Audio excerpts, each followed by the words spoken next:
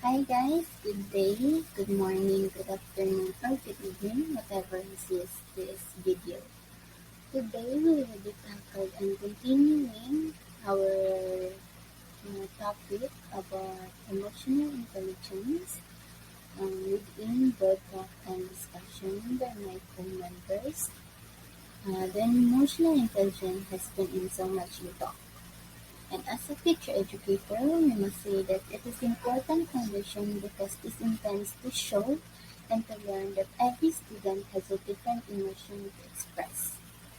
This as well made an important role for the reason that every individual must be keep going even they have much into encounter some unyielding time. Today the report we have an objectives to discuss the four-branch model of emotional intelligence, to also to understand the impact of emotional intelligence, as well as to differentiate and discuss the effective ways to use AI. So, the emotional intelligence includes the capacity to digest information about one's own and others' emotion, and to utilize that information to inform one's action and decision, as per said to the report of one of my co-members. In this slide, it shows the components of a circular depiction of the four-branch model of emotional intelligence by Mayer and Salovey, 1997. The four branches of this model are arranged by complexity, with the more basic processes at the lower levels and the more advanced processes at the higher levels. For example, the lower levels involve um, perceiving, perceiving and expressing emotion, while higher levels require greater conscious involvement and involve regulating emotions. The first, um, the first step in emotional intelligence, or the four-branch emotional intelligence, is the emotional perception. This means that emotions are perceived and expressed. Our ability to organize our memories, interpret the world, and make critical judgments are all influenced by this emotion. For an example, a person is an inconsiderate and demanding man. With that, you perceive or feel that he or she is so bossy and inconsiderate and demanding, and you perceive and express that you hate that person. So, in emotional perception, this includes um, in, in many cases, this might involve understanding nonverbal signals such as body language and facial expression. And the second one is the emotional integration.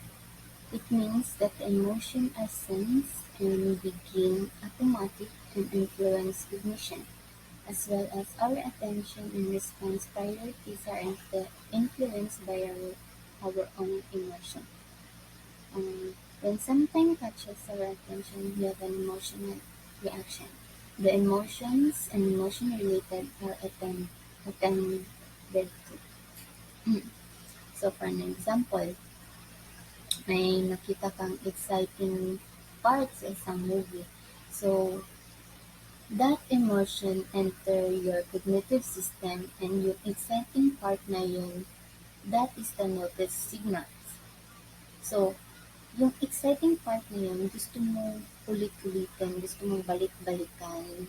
So, parang ayaw mo na i-next yung part na yun. So, that influence your in cognition.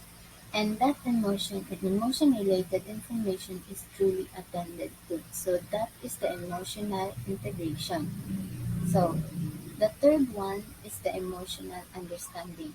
This means that the emotion that we perceive can carry a wide variety of meanings. If someone is expressing any emotion, the observer must interpret the cause of the person's emotion and what it could mean. For example, your teacher expressed a disappointed expression.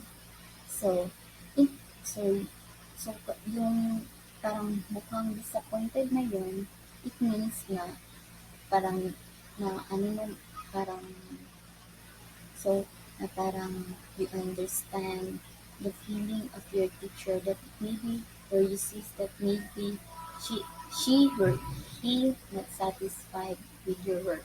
So being an emotional understanding or being aware, it make you more be it make you more feel more clearly and more you feel avoid another conflict and move past difficult feelings more easily.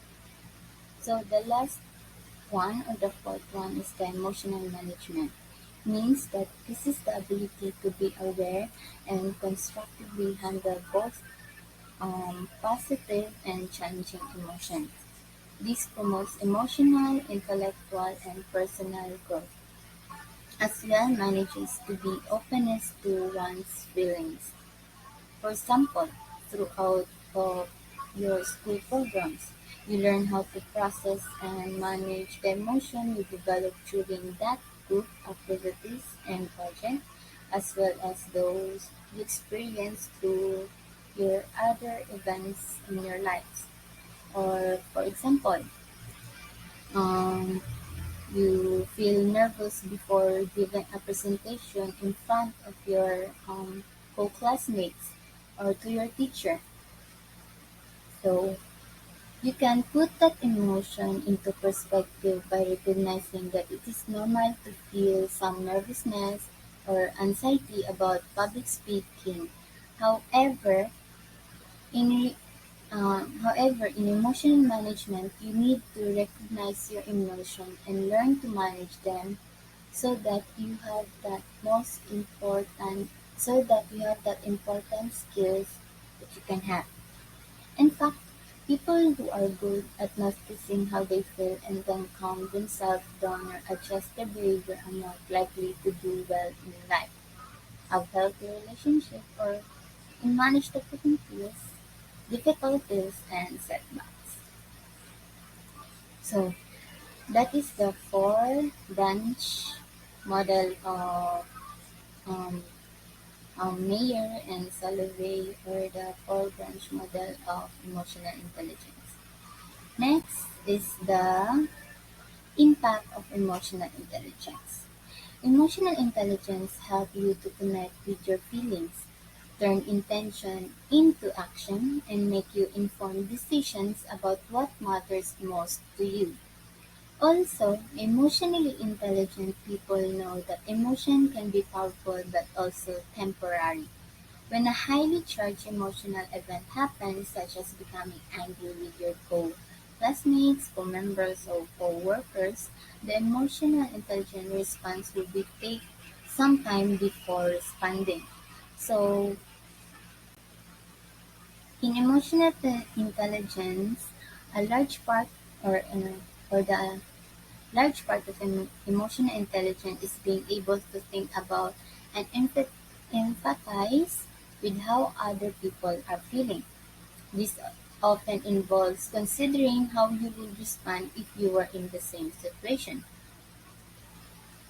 Furthermore, people who have strong emotional intelligence are able to consider the perspectives, experiences, and emotions of other people and use this information to explain why people behave that way that they do. And being emotionally intelligent, you are not only good at thinking about how other people might feel, but they are also adept or being or you are being also adept at understanding their own feelings. Being self-awareness allows people to consider the many different factors that contribute to their emotions, as well as um, as as well as in emotional intelligence. It helps you build stronger relationship or succeed at your school or in your work and achieve your career and personal goals. So in the next is the effective ways to use AI, or the emotional intelligence. The effective ways to use AI is being able to accept criticism and responsibility. Also being able to move on after making a mistake, being able to say no when you need to, being able to share your feelings with others, being able to solve problems in ways that work for everyone, or like for example leadership, being a leader, or having empathy for other people, having great listening skills, knowing why you do things you do, and not being judgmental of others. So that is the effective ways to use the emotional intelligence. So pick up, or the overall emotional intelligence tends to help you build stronger relationships, succeed at school and work, and achieve your career and personal goals. That's what I said earlier. In emotional intelligence, we have four components or branch model of intelligence: the emotional perception, emotional integration, emotional understanding, and the emotional management. As well as we have the impact of emotional intelligence. And the last is the effective ways to use emotional intelligence. So that is the total, or that is the or that is my report for today. So thank you guys for listening. Thank you.